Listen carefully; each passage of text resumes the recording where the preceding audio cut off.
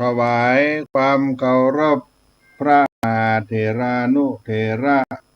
ครูบาอาจารย์เจ้าทั้งหลายทุกตนทุกองค์เจริญธรรมสุขสดสดีจงบังเกิดมีแก่พุทธศาสนิกชนท่านที่ได้สดับรับฟังธรรมะทางสถานีวิทยุคลื่น FM 104.50 เมกะเฮิรตซ์วัดป่ายหินณโอกาสนี้ทุกท่าน วันนี้เป็นวันอังคารที่ก็เป็นวันจันทร์ที่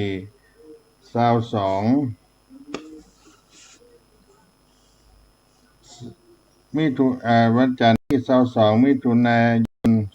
2569อาตมาภาพ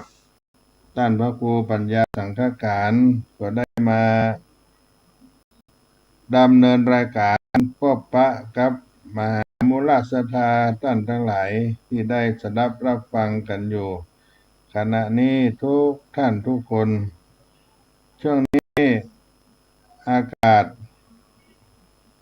ฟ้าเป็นฝนลงมาก็เย็นขึ้นญาติโยมศรัทธาทั้งหลายอากาศวันนี้ก็ชุ่มก็เย็นตอนเช้าวันนี้มีฝนปลายลงมาอากาศนั้นจื่นบานตลอดวันนี้ที่ตีนดอยสุเทพอุชุมพจน์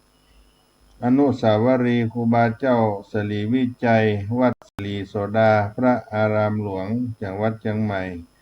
ปากทางขึ้นวัดพระธาตุเจ้าดอยสุเทพต้นรายการวันนี้ก็จะขอนำเอาภูมิปัญญาของบ้านป่อมอน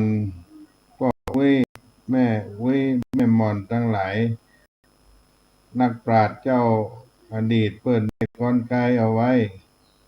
เอามาปั่นมาฝากเพื่ออนุรักษ์รักษาไว้ก็จะได้นำเอาบทที่ว่าตกตาเปิ้นปูนดีไข้หัวตกตาตัวปูนดีไข้ให้ตกตาเปิ้นปูนดีไข้หัวตกตาตัวปูนดีให้ถึงคราวคนอื่นดูหน้าคบขำพอถึงคราวตนเองก็อยากจะร่ำให้ร้องให้ก็หมายถึงคราวคนอื่นมีทุกข์ก็ชอบอกชอบใจเปิ้นมีทุกข์อกทุกข์ใจซ้ำเปิ้นชอบอกชอบใจซ้ำเติมเปิ้นแต่พอถึงคราวตนเองพ่องมาถึงคราวตนพ่องก็หูว่าทุกข์นั้นเป็นจะได้จนไข้หัวก็บ่ได้ก็บ่ออกตกตาเปิ้นปูนดีหัวตกตาตัวปูนดีไข้ให้ไข้หัวก็บ่ได้ไข้ร้องให้ร่ำให้ว่าทุกนั่นมาถึงตัว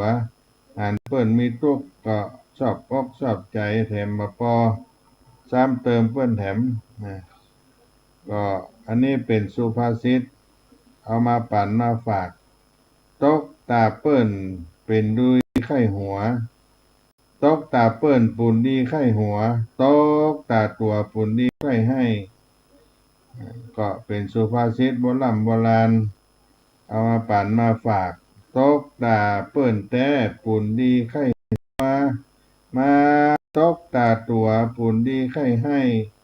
บ่ตกตาไผบ่ฮู้ได้อย่าจ่ายเยาะใหญ่ย่องล้ำคนตกตักไหงอย่าหมายเข้าซ้ำยกบาทย่ำข้ามคิงคนเอาใจเปิ้นนั่นมาใส่ใจตนโอ้ขาดนคนเที่ยงอวดอ้างก็เป็นบทสุภาษิตตกตาเปิ้นแน่ปูนดีไข้หัวตกตาหัวปูนดีไข้ให้บ่ตกตาไผบ่รู้ได้อย่าจ่ายเยาะใหญ่ล่วงล้ำคนตกตากหงายอย่าหมายเข้าซ้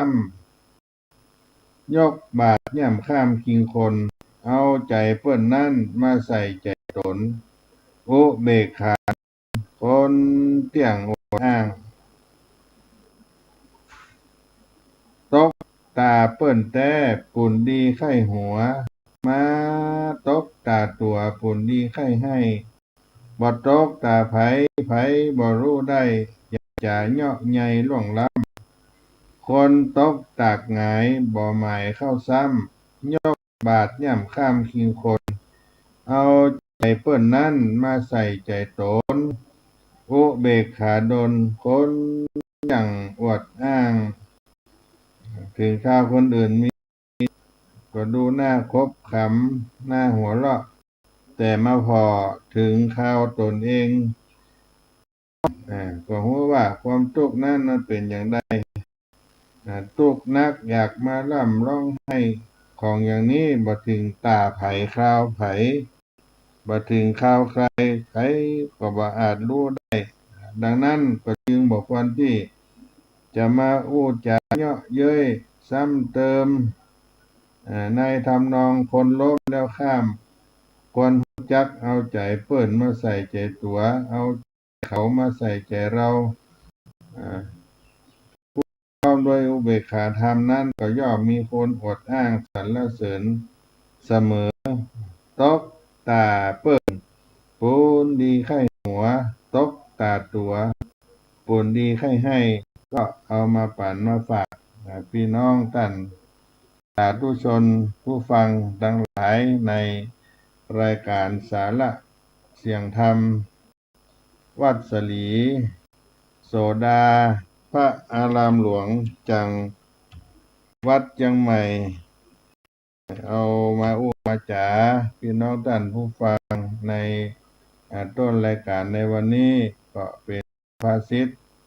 เอามาปั่นมาฝากเอาใจเปิ้นมาใส่ใจตัวเอาใจเขามาใส่ใจเฮาหัวใจสำคัญก็คือความสัมพันธ์ที่ดีการสร้างความสัมพันธ์ที่ดีก็เอามาปั่นมาฝากพี่น้องท่านผู้ฟังทั้งหลายในต้นรายการในวันนี้เฮาท่านทั้งหลายก็ได้สดับรับฟังธรรมะกันมาตลอด24ชั่วโมงโดยมีสถานีวิทยุ104.50เมกะเฮิรตซ์วิทยุคณะสงฆ์วัดเชียงใหม่ธรรมะของสถานีวัดฝ่ายหินตำบลสุเทพอำเภอเมืองจังหวัดเชียงใหม่ท่านพระครูสมุวิสุวัตรวรกิจโจเป็นผู้อำนวยการสถานีเป็นเจ้าอาวาสวัดฝ่ายหินตีนดอยใต้นี่ตัวแล้วก็เป็นผู้ที่ได้ส่งสัญญาณทางทีวีออนไลน์เพจเฟซYouTube ไลฟ์สดไปให้พี่น้องท่านทั้งหลายเวลามีการมีงานต่างนานาก็จะได้หันภาพหันเสียงมาได้ก็ได้มาร่วมบุญมาบ่ได้ก็หันใน YouTube ใน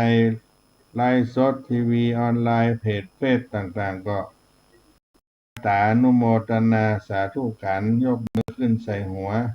โมทนาได้บุญได้กุศลด้วยสถานีวิทยุเป็นแม่ข่ายหลวงไปทุกที่ทุกแห่งสาธุชนทั้งหลายก็อยู่ใกล้ชิดพระธรรมคำสอนได้ไปการไปงานที่เปิ้นทำบุญเฮือทานก็เหมือนไปอยู่ในการในงานที่หั่นด้วยอานิสงส์สถานีวิทยุแห่งนี้ตัวอาตมาภาพก็ได้อู้จาไปหลายๆครั้งหลายๆคราวจัดงานใหญ่ประจำวัดสลีโสดาอนุสาวรีย์ครูบาเจ้าสลีวิจัยตีนดอยสุเทพเจ้าน้ำตกให้แก้วแห่งนี้ก็มีงานบวชหมู่บวชคณะราษฎรบนพื้นที่สูงจำนวน193รูปปีนี้เป็นการบรรพชาอุปสมบทราษฎรบนพื้นที่สูงหรือว่าบวชพี่น้องบนดอยพี่น้องเจ้าดอย ปีนี้ก็น้อมถวายเป็นพระราชกุศลสมเด็จพระนางเจ้าสิริกิติ์พระบรมราชินีนาถพระบรมราชชนนีพันปีหลวงในปลายปีนี้ก็จะมีการบำเพ็ญพระราชกุศลถวายเพลิงพระบรมศพของท่านก็ได้มาบวชให้ราษฎรพื้นที่สูงได้มีอานิสงส์ถวายเป็นพระราชกุศลโดยเฉพาะโครงการพี่น้องบนดอยเนี่ยพระพันปีหลวงท่านได้เสด็จไปหลายที่หลายแห่งพร้อมด้วยพระบาทสมเด็จพระเจ้าอยู่หัวในรัชกาลที่9ด้วยบนดอยนี่ก็ไปหลายที่เสด็จไปให้พี่น้องชาวดอยได้กราบได้ไหว้ตัวได้ชื่นชมบารมีที่วัดสลีโสดานี่พระองค์ท่านก็ได้ถวายข้าวสารเดือนละ50,000 บาทเป็นค่าอาหารข้าวสารแก่พระภิกษุสามเณรชาวดอยที่มาอาศัยอยู่วัดสลีโสดาแห่งนี้ก็เป็นเมตตาในบารมีแห่งพระพันปีหลวงได้ให้กับพี่น้องบนดอยได้มาบวชศึกเรียนอยู่ที่วัดสลีโสดาพระอารามหลวงนี่เป็นบุญเป็นวาสนาทุกครั้งเมื่อพระองค์เสด็จพระราชดำเนินภาคเหนือก็จะมาประทับอยู่ที่พระตำหนักภูพิงค์ก็จะผ่านอนุสาวรีย์ครูบาเจ้าสลีวิจัยวัดสลีโสดาขึ้นไปอ่านพระภิกษุสามารถได้ทำกิจวัตรบิณฑบาตได้ต้อนรับการเสด็จโดยการยืนตั้งแต่บันไดนาคอนุสาวรีย์ครูบาเจ้าสลีวิจัยไปถึงสิ้นสุดถนนปากทางขึ้นวัดสลีโสดายาวประมาณ300 เมตรเป็นพระภิกษุสามเณรได้ยืนประนมมือเจริญชัยยมงคลคาถารับเสด็จพระองค์ท่านก็เลยปลื้มพระทัยได้ถวายสร้างบุญบารมีตั้งแต่ปี2542เป็นต้นมานี่ก็เป็นบุญของคณะศรัทธาสงฆ์วัดสลีด้วยก็ได้บวชปีนี้ถวายเป็นพระราชกุศลแก่ท่านด้วยกำหนดการที่จะได้บวชหมู่นั้นก็มีจำนวน193รูปจะมาอบรมก่อนบวชที่วัดสลีโสดาพระอารามหลวงที่นี่มีอยู่2 กลุ่มที่1เป็นเยาวชนนักเรียนม.ต้นม.ปลายม.3 ม.6อีกกลุ่มหนึ่งเป็นฆราวาสผู้ครองเรือนละอ่อนเยาวชนที่บ่ได้เรียนหนังสือในวัดศรีโสดาก็คือมาบวชถวายพระราชกุศลก็จะได้กันมาอบรมที่วัดสลีโสดาที่นี่เพื่อได้ฝึกซ้อมกรรมขอบรรพชากรรมขอศีลกรรมขอนิสัยกรรมขอเป็กตู้บวชผ้าต่างๆในการเดินทางไปบวชในวันที่12 กรกฎาคมพุทธศักราช2569ที่จะมาถึงนี้ณวัดเบญจมาบพิตรดุสิตวนารามกรุงเทพมหานครฉะนั้นวันนี้ก็มีญาติโยม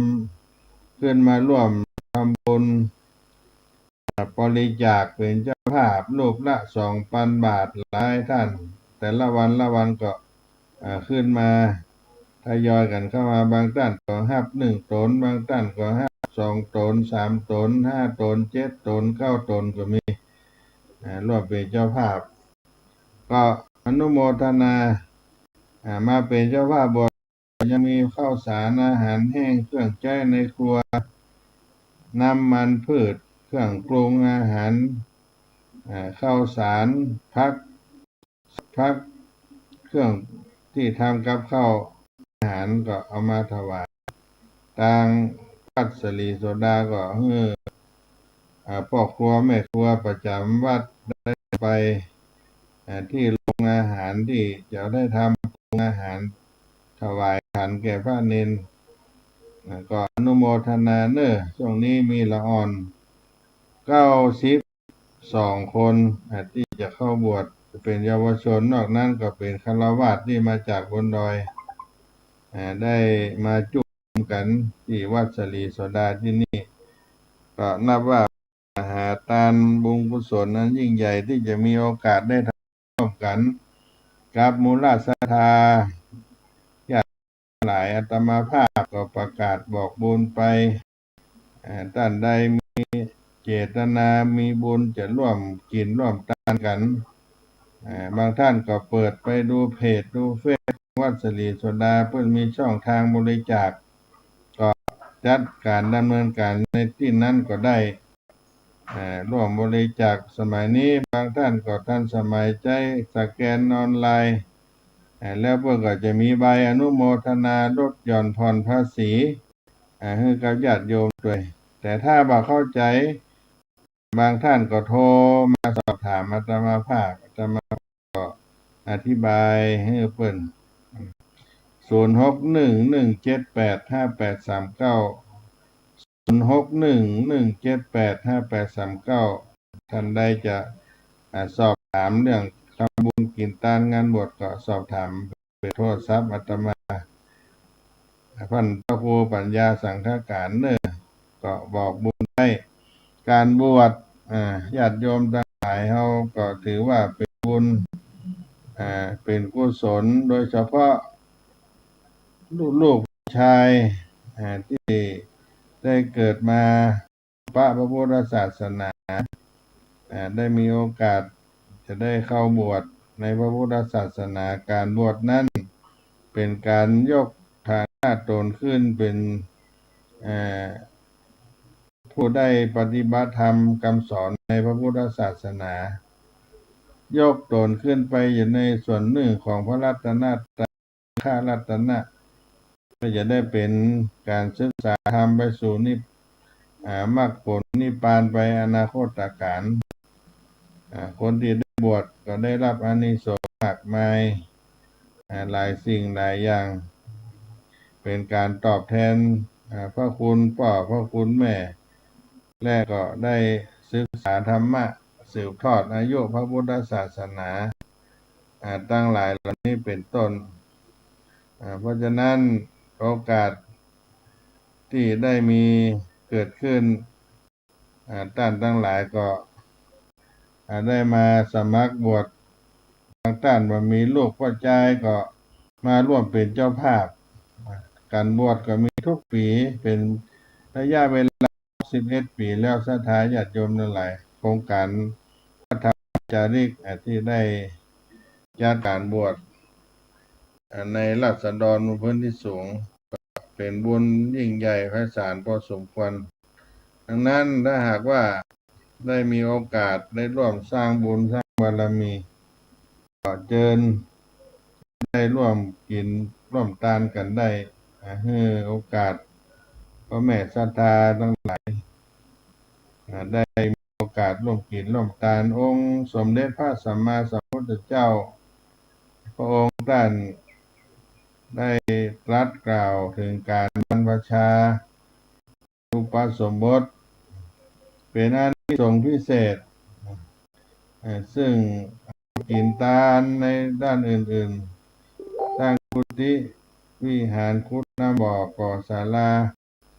ก็เป็นบุญเป็นกุศลทอดผ้าป่ากฐินอานิสงส์ก็แตกต่างกันไปแต่ว่าอานิสงส์ที่ได้บวชในพระพุทธศาสนาพระองค์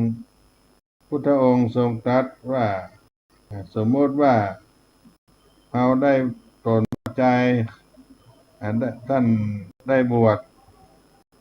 เมื่อออกจากท้องแม่มา บ่ได้หาพ่อหน้าแม่ลูกกับพ่อกับแม่บ่ฮู้จักกันถึงเวลาที่ได้มีบุญได้บรรพชาผสมพ่อแม่บ่ได้ทราบก็ดีแต่ว่าอานิสงส์นั้นได้เกิดขึ้นกับพ่อกับแม่โดยทันทีนี่ก็เป็นกุศลพิเศษได้ขึ้นถ้าบรรพชาก็ได้บวชเณรถ้าอุปสมบทก็เป็นพระภิกษุในพระพุทธศาสนาของเรา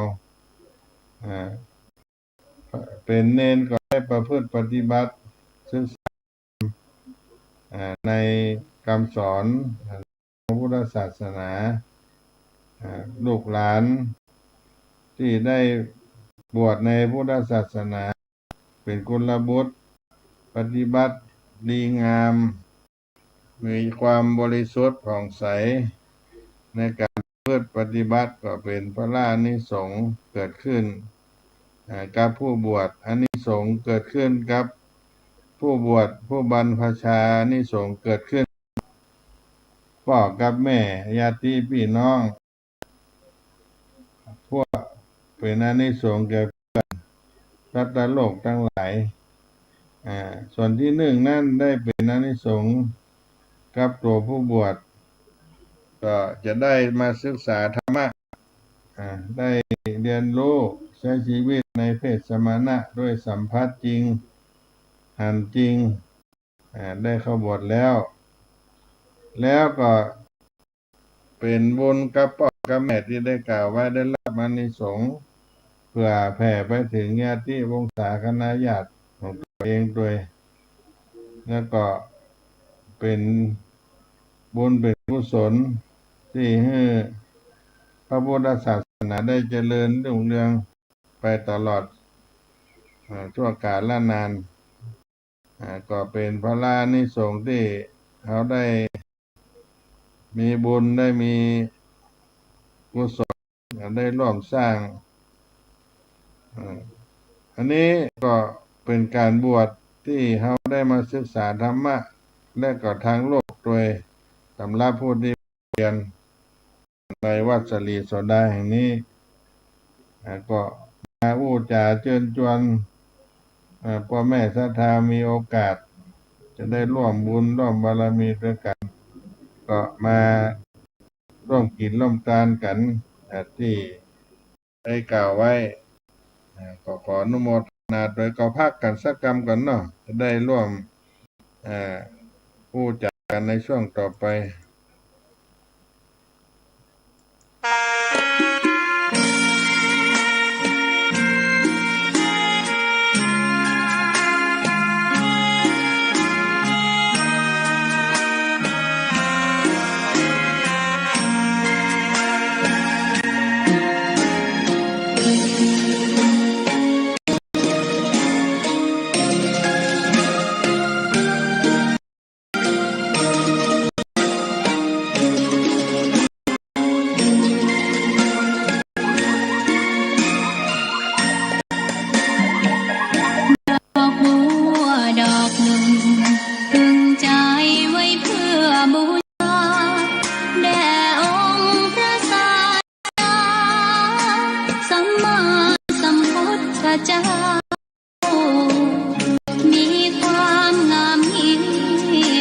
ไม่เปรียบเทียบเขา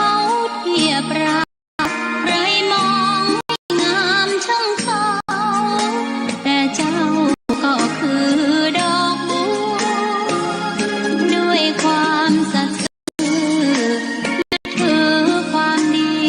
เป็นหลักใครรักไม่รักก็ไม่จงมองมัวเมื่อพ้นน้ำก็เห็น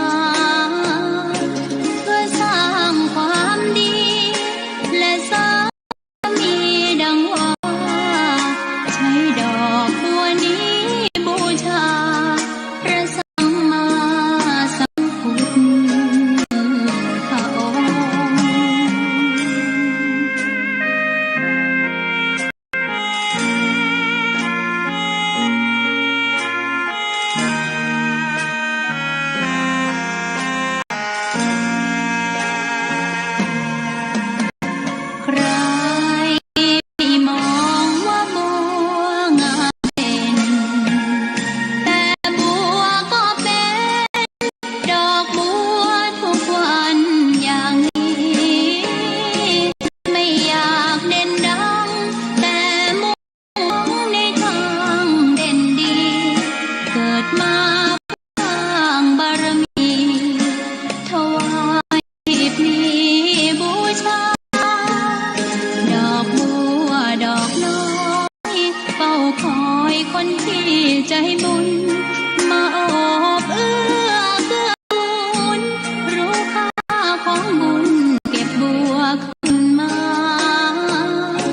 เพื่อสร้างความดีและสร้างบารมีดังว่าใช้ดอกบัวนี้บูชาสัมมาสัมพุทธ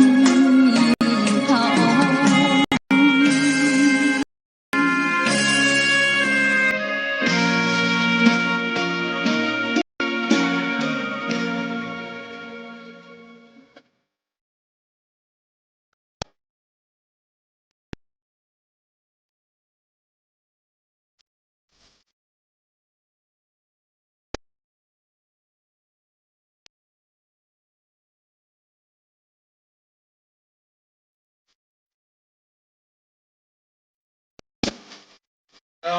งค์ แสงสว่างจะ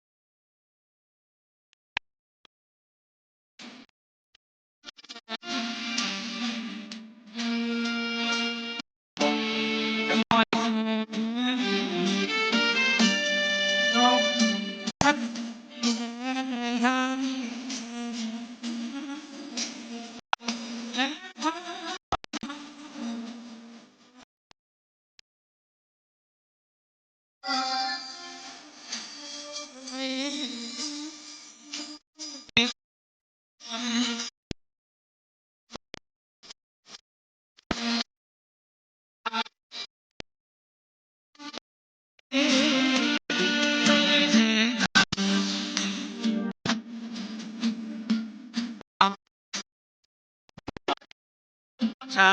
แม้มาปีนี้ยังมีดา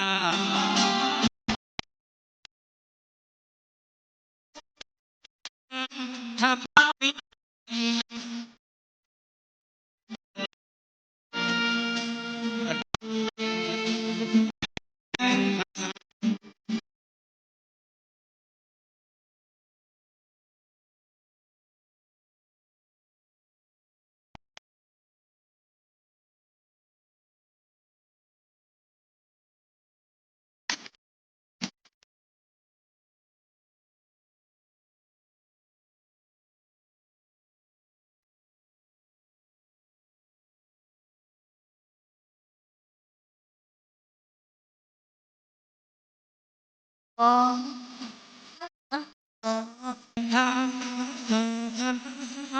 บาปีบาปี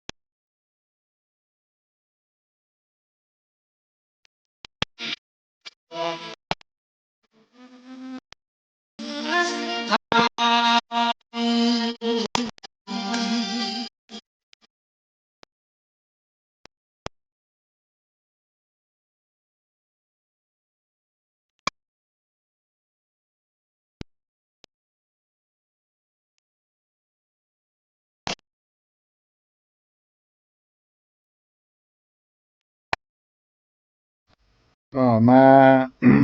มาจากกันนะพบปะกับท่านสาธุชนผู้ฟังทั้งหลายมาข้ามในวันนี้บางท่านก็กำลังเลิกการเลิกงานเข้าบ้านเพื่อจะได้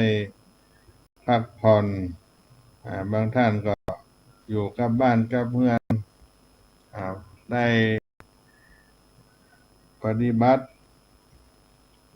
ดูแลบ้านจองห้องหอวันหยุดวันอ่าที่พักที่พอหรือบางท่านก็ไปอยู่กลางตรงกลางนาในสวนในป่าก็มีโอกาสได้สดับรับฟังธรรมะในสถานีวิทยุแห่งนี้ก็เพื่อเป็นบุญกุศลได้เกิดขึ้นกับตัวเองตลอดเวลาอาตมาภาพก็ได้มาสัมพันธ์เกี่ยวกับกิจกรรมในงานของที่วัดสลีโสดารามหลวงร่วมกับกรมพัฒนาสังคมสวัสดิการได้จัดงานเป็นพระราชกุศลในสมเด็จพระพันปีหลวงด้วยในปีนี้เพราะฉะนั้นก็เป็นงานใหญ่ถวายแก่พระองค์ท่านครั้งสุดท้ายก่อนที่จะมีการได้ถวายพระราชทานพระราชกุศลการบ้านเฮาเรียกว่าการเผากันถวายเพลิงแก่พระองค์ท่านตามประเพณีของพุทธศาสนาประเพณีที่เขาสืบทอดกันมาด้วยเพราะฉะนั้นก็มีการบวชสร้างกุศลบวชแล้วได้บุญได้บารมีได้มากได้ผลถ้าเราประพฤติปฏิบัติจะได้บวชในเวลาอันสั้นก็ถือว่าได้ประพฤติปฏิบัติธรรมะนั้นไปสัมผัสความเป็นนักบวชเป็นผู้ได้เรียนรู้ในนำธรรมคำสอนในช่วงหนึ่งก็ยังดีกว่าเรา มันได้ศึกษาอย่างต่างๆให้เกิดขึ้นกับชีวิตของเราอีกประการหนึ่งก็ได้พระรานิสงส์ดังที่ได้กล่าวไว้ว่าได้ทั้งตัวเราและก็ได้ทั้งคุณพ่อคุณแม่ได้สืบทอดอายุพระพุทธศาสนาอันนี้ดังนี้เป็นต้นได้สร้างบุญสร้างกุศลให้เกิดขึ้นสั่งสมบุญบารมีเอาไว้กับตัวเราโดยเฉพาะการสร้างอานิสงส์การบวชนั้นก็ถือว่าได้เป็นอย่างยิ่งคนที่จะได้บวชนั้นก็จะต้องเป็นผู้ที่มีคุณสมบัติอยู่หลายประการที่สำคัญก็จะต้องเกิดมาเป็นผู้ใจได้บวชเป็นพระภิกษุมีร่างกายสมประกอบพิกลพิการมีสติสัมปชัญญะที่จะได้เข้าสู่โลกภาคกาสาวพัสเหล่านี้เป็นต้นบ่มีโทษบ่มีอย่างต่างๆให้เป็นมลทินกับตัวเองการได้บวชได้ศึกษาธรรมก็เป็นประโยชน์ในการบรรพชาอุปสมบทที่เขาได้บวชแล้วหรือว่าประโยชน์ที่เขาได้เข้าบรรพชาอุปสมบทเกิดขึ้นกับตัวเขาเกิดขึ้นกับพระพุทธศาสนาเป็นสิ่งที่ได้ประโยชน์ของการบวชการบรรพชาอุปสมบทเขาได้ทำหน้าที่ของพุทธศาสนิกชนได้ช่วยรักษาพระธรรมพระวินัยของพระพุทธเจ้าให้ได้มั่นคง เพราะว่าพระพุทธศาสนาคือคำสั่งสอนของพระพุทธเจ้ายังดำรงอยู่ก็จะเป็นประโยชน์แก่คนทั้งหลายช่วยให้เขามีชีวิตที่ดีงามและสังคมที่ร่มเย็นเป็นสุขวิธีที่ดีที่สุดในการรักษาพุทธศาสนาก็คือการบวชเข้าไปเรียนรู้พระธรรมวินัยแล้วเขาก็สืบความรู้นั้นถ่ายทอดเพื่อสืบถ่ายทอดไปคนอื่นๆอันนี้เรียกว่าสืบต่ออายุพระพุทธศาสนาเป็นการทำหน้าที่ของเจ้าพูดที่ดีและเป็นการทำหน้าที่ของคนไทยเจ้าพุทธพุทธศาสนาเข้ามาในสังคมไทยของเราได้กลายเป็นมรดกของชนชาติไทยคนไทยก็ได้หันว่าพระพุทธศาสนาเป็นทรัพย์สมบัติอันสูงยิ่งสูงกาสูงสุดของประเทศบ้านเมืองและสังคมเพราะว่าเมื่อพุทธศาสนาเข้ามาแล้วก็ให้หลักธรรมคำสอนให้คนประพฤติดีงามเป็นหลักแก่สังคมถ้าเมื่อสังคมอยู่กันได้สันติสุขมีการเบียดเบียนน้อยลงจนบ่มีถ้ามีคนดีมากกว่าคนชั่วสังคมนี้ก็อยู่คนดีมีมากกว่าคนชั่วสังคมนี้อยู่ได้ยาวนานพระพุทธศาสนาช่วยให้คนมากมายกลายเป็นคนดีขึ้นมานอกจากนั้นพระพุทธศาสนาเป็นรากฐานของวัฒนธรรมตั้งแต่ภาษาขนบประเพณีอันดีงามการศึกษาศิลปะต่างๆก็มาจากพระพุทธศาสนาวัดวาอารามเป็นต้นเป็นการได้สนองพระคุณพ่อพระคุณแม่ดังที่ถือกันเป็นประเพณีว่าถ้าใครได้บวชลูกแล้วก็ได้บุญกุศลมากช่วยให้พ่อให้แม่ห้อยได้เกาะชายผ้าเหลืองขึ้นสู่สวรรค์ตลอดจนได้เป็นญาติของพระศาสนา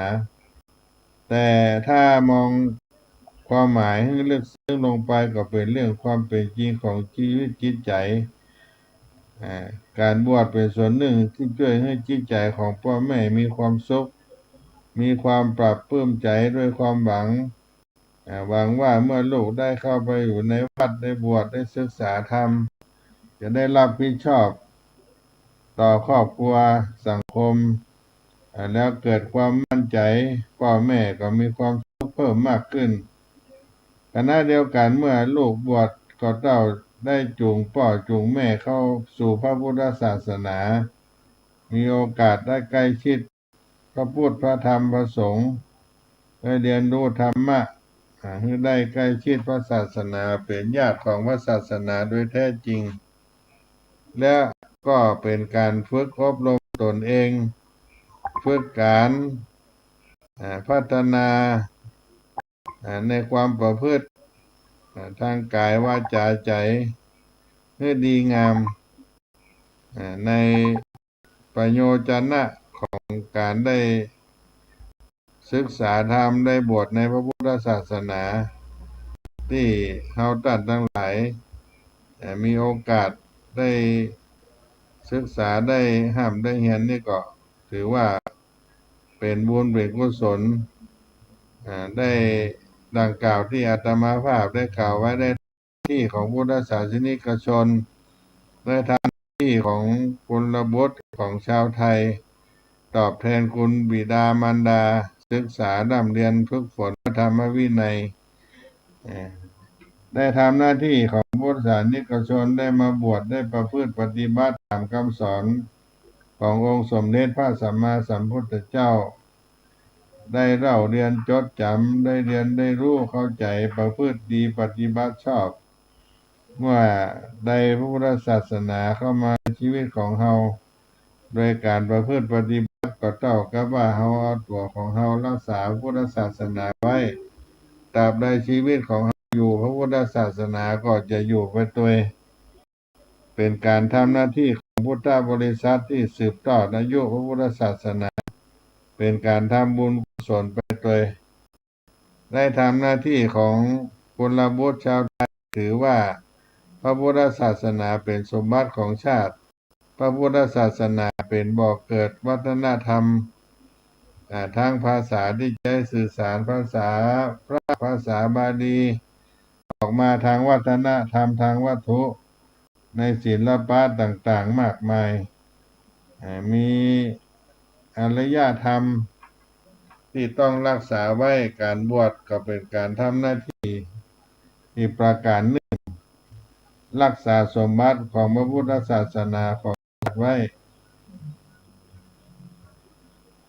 อานิสงส์การบวชเป็นการได้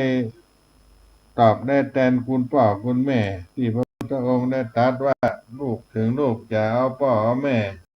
ขึ้นบ่าประคับประคองเลี้ยงดูตลอดชีวิตให้ดีที่สุดก็ยังถือว่าได้ตอบแทนคุณพ่อคุณแม่ท่านแต่ลูกคนใดทำเพื่อพ่อเพื่อแม่ซึ่งมันมีศรัทธาได้หันมามีศรัทธาในพระพุทธศาสนารักษาศีลกินทานมีการประพฤติปฏิบัติธรรมบำเพ็ญประโยชน์ได้เกื้อหนุนเพื่อพ่อแม่มีธรรมะก็เป็นการตอบแทนพระคุณอย่างสูงยิ่งนอกจากนี้ลูกก็ได้โน้มนำพ่อแม่ให้เข้าอยู่ในใกล้พระศาสนาในพระพุทธศาสนาก็ได้ศึกษาได้ปฏิบัติของคำสอนพระพุทธเจ้าอันนี้ก็ขึ้นครับการตอบแทนพ่อแม่ตลอดถึงญาติพี่น้องทั้งหลายได้ศึกษาเล่าเรียนฝึกตนในพระธรรมวินัยในการบวชนี้เกิดปัญญาความรู้ในทางพระธรรมพระวินัยก็ถือเป็นเวลาที่ดีที่สุดที่เขาได้มาฝึกตนเล่าเรียนในพระพุทธศาสนาอานิสงส์ของการบวชก็เป็นสิ่งที่พอสรุปได้ประมาณนี้ศรัทธาญาติโยมทั้งหลายส่วนว่าถ้าใดเคยมาร่วมบุญกุศลกิจทานกับวัดศรีโสดาอารามหลวงแห่งนี้ก็มากินมาทานมาร่วมบุญกันได้บางท่านก็เคยมาทุกปีอันนี้ก็อนุโมทนาเป็นอย่างยิ่งกับมูลศรัทธาท่านทั้งหลายได้สร้างบุญสร้างกุศลบุญญาบารมีด้วยกันเนอะวันนี้ได้ประชาสัมพันธ์ไปบางท่านก็เอาข้าวสารอาหารแห้งของเครื่องปรุงครัวถวายสิ่งของให้กับเยาวชนเอาไปใช้เป็นสบู่ยาสีฟันนี่ก็อนุโมทนาด้วยกับคุณโยมศรัทธาพ่อออกศรัทธาทั้งหลายที่มากินมาทานในวัดศรีสุดาที่นี่วันนี้ก็จะเริ่มอบรมอีกวันที่2ของเยาวชนโรงเรียนสมเด็จพระพุทธชินวงศ์วัดวิเวกวนารามได้ฝึกกันในช่วงบ่ายจนถึงวันที่3ญาติโยมก็จะหยุดพักวันที่9ก็จะมารวมกันอีกครั้งหนึ่งสำหรับเยาวชนนักเรียนส่วนผู้สูงอายุก็จะเริ่มวันที่4กรกฎาคมถึงวันที่9เช่นเดียวกันก็ลงไปกรุงเทพกลับมาปฏิบัติธรรมหลังจากบวชเสร็จแล้วนี่ก็เป็นกิจกรรมคร่าวๆได้มาปั่นกับพี่น้องท่านทั้งหลายก็หมดเวลาใกล้เข้ามาครับท่านทั้งหลายแล้วอาตมาภาพก็จะได้ล่ำลาแล้วก็ฟังคีตาธรรมกับพี่น้องท่านผู้ฟังทั้งหลายในเมื่อค่ำยามเย็นไปขอให้อยู่เย็นเป็นสุขกันทั่วหน้า ยัตตาโลธรรมาวัฏันติอายุวันโนสุขังพลัง